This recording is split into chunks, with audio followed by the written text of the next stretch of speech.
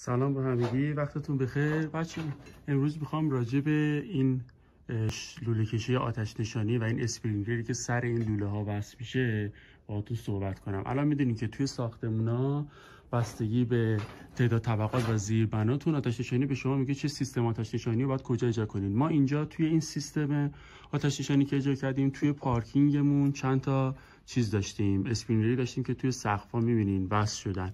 اینا همه یه دستگاهی به اسم اسپرینکلر میاد سر این لوله ها در واقع نصب میشه که یه مایعی داخلش داره. حالا عکسش رو واسهتون میذارم و اون مایع تحت فشاره که این لوله کشی میاد از اینجا وصل میشه به بیرون. یعنی ما الان اینجا قطعش کردیم که حالا کار حیات انجام بدیم، بعد میره وصل میشه به بیرون، وصل میشه به شیر سیامی که زمانی که آتش نشانی ها میان اون ماشین آتش نشانی رو وصل میکنن به شیر سیامی و این آب وارد جریان میشه و از اینجا در واقع میپاچن روی ماشینا.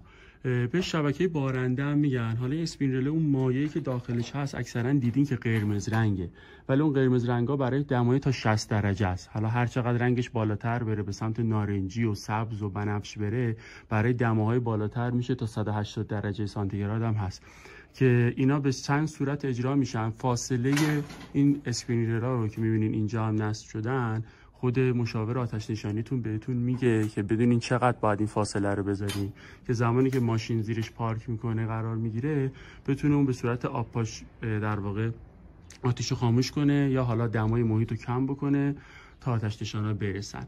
یه نکته خیلی مهمی که داره، پایین این در واقع اسپرینکلرها یه دونه شبکه فلزی هست به اسم دفلکتور که آب روی اون میخوره و پخش میشه. به دو مدل هم سه مدل هم کار میشن، یکی خشکه یکی تر یکی هم سیلابیه.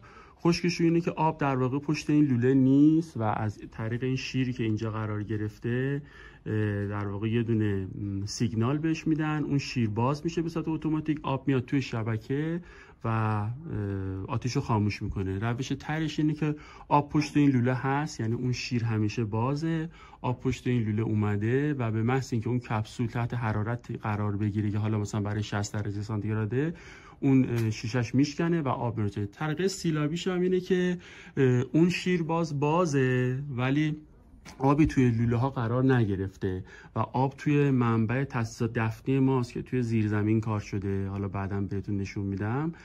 و به محض اینکه دتکتورها یا سیگنالی دریافت بشه مبنی بر اینکه آتش سوزی انجام بشه، از توی منبع دفنی ما آب وارد شبکه لوله میشه و این آتش‌ها رو خاموش میکنه. حالا این جزئیاتی که براتون توضیح دادم عکساش هم میذارم که حتما ببینین، امیدوارم براتون مفید باشه.